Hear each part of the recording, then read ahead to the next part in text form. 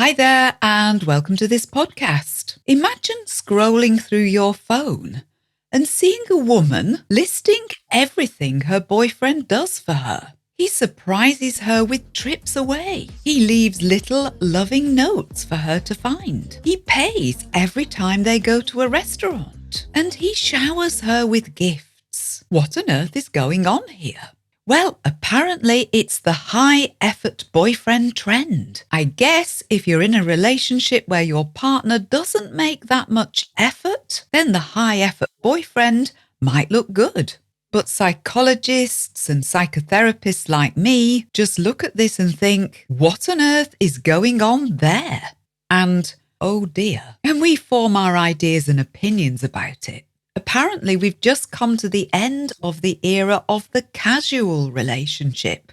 That's C-A-S-U-A-L. Casual. It means no one makes much commitment, everything is uncertain, and casual was meant to be okay for everyone.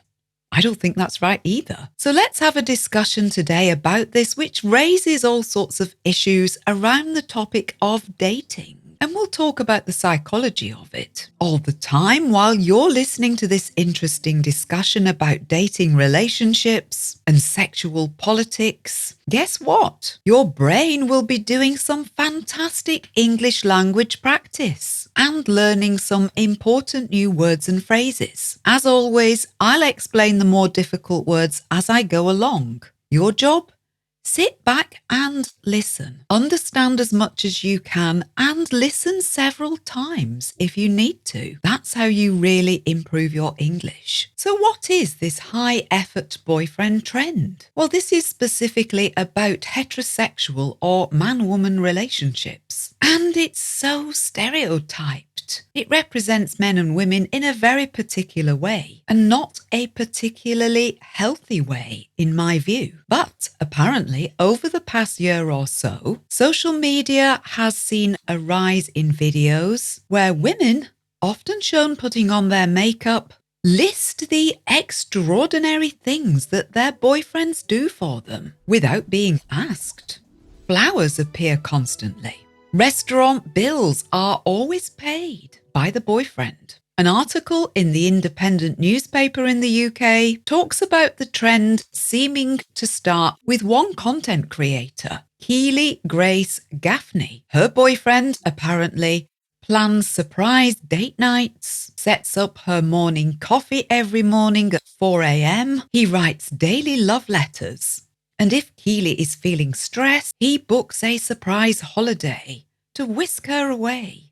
Another woman quoted in that Independent article said he, meaning her boyfriend, never expects me to pay for anything. Anytime I say I want a new dress or I need new clothes, he'll take me to TJ Maxx or order me stuff online or take me to the mall. Another one said he always has his credit card on him at any time, just in case there's something to buy for her. Now, you could take some of this message as being empowering to women, giving them more power, in other words. You might see it that women are not prepared to accept anything less than they deserve. You could say they're demanding more, they're setting high standards. And this may be a reaction to what's been recently called bare minimum dating or even low effort dating. If you're doing low effort dating, then it's seen as a miracle if someone actually turns up to a date on time or someone actually texting you back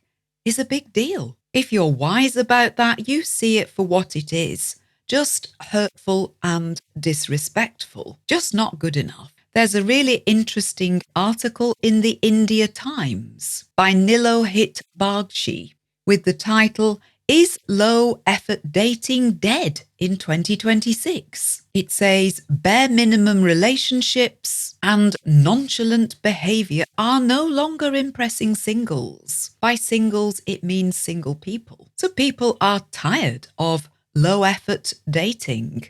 Not surprising. Nilohit Bagchi makes some excellent points in that article. The link's in the transcript on our website at adeptenglish.com if you want to have a read. But surely the end of low effort dating doesn't mean it has to go absolutely the other way, the opposite, does it?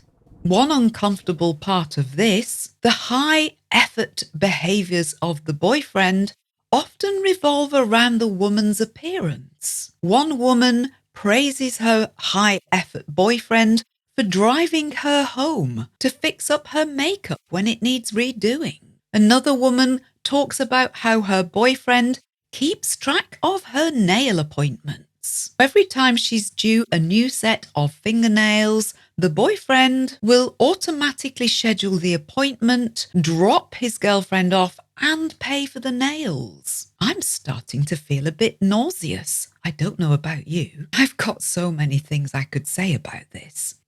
Before I do that, just a reminder that you can subscribe to Adept English on our website at adeptenglish.com. It doesn't cost very much, and 8 extra episodes of Adept English will really help your language learning. And you learn all kinds of interesting things. One of our latest ones, how does studying chimpanzees help us understand the risks that human teenagers take? I'll mention that one again later in this podcast because there's some vocabulary that overlaps.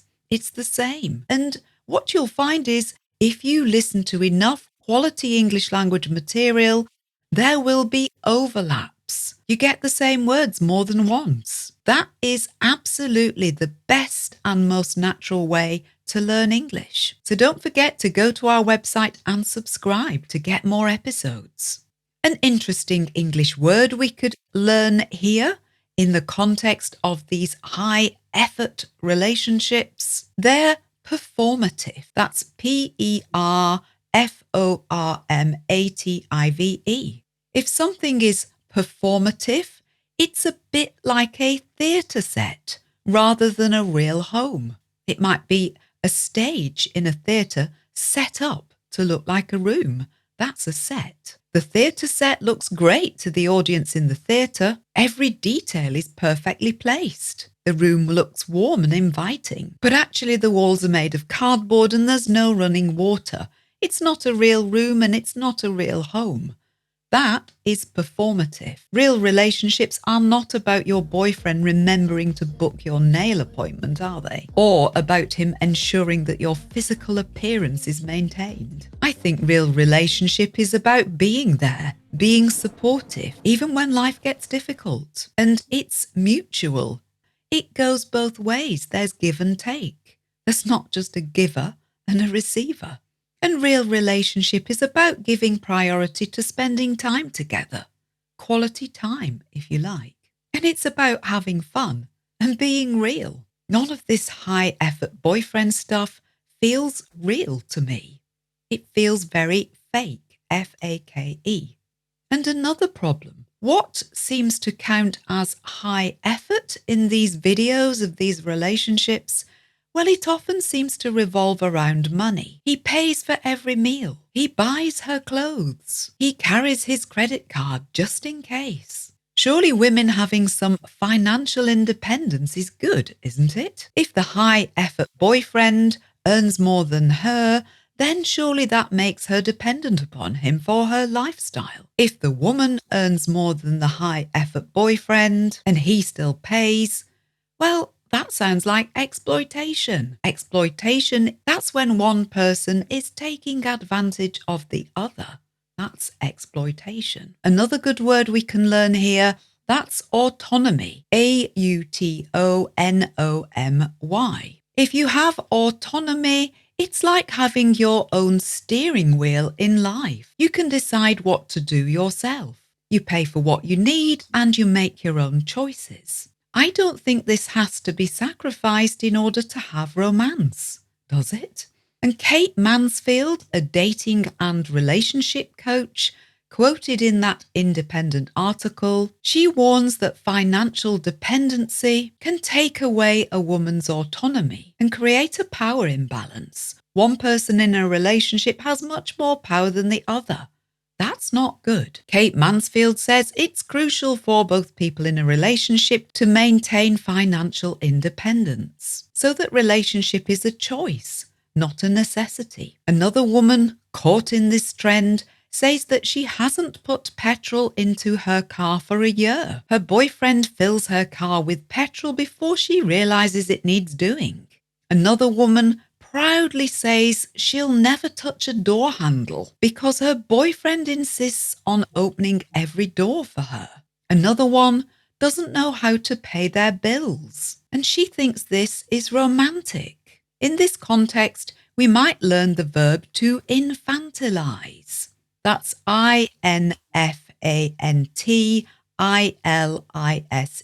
To infantilize someone means to treat a grown-up person, an adult, as though they're a child and they can't do things for themselves. And it comes from the word infant, infant, meaning a baby. Subscription episode 183 from our subscription service talks about what we can learn from chimpanzees about why human teenagers take risks.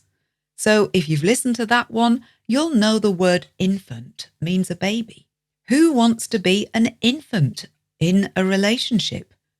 Who wants to be infantilized so that they can't open a door for themselves? So to use a word from much earlier on in this podcast, having a high-effort boyfriend seems to mean it's a performative relationship. It looks good from the outside, but how good is it on the inside? Not least, what does being the high-effort boyfriend involve for the man? Surely it's not healthy there either. Either it's about control, he's making sure his girlfriend gets her nails done, or it's about him being extremely compliant. If you're compliant, that's compliant, that means you do whatever's asked of you, automatically. Who wants to be like that? So to me, the high-effort boyfriend trend, that doesn't look good either side of the relationship. Imagine the pressure of being the sole provider, paying for everything, working through a checklist of actions every day to keep your partner happy. No thank you, I think most healthy men would say to that. In a healthy relationship, both people's needs matter. Wow, what a lot of words we've covered today. Performative, autonomy, infantilise, compliant. And these aren't just words for dating. They're words that are useful for describing all kinds of things in life. Let us know what you think about the high-effort boyfriend and about the casual dating trend. We'd love to hear from you.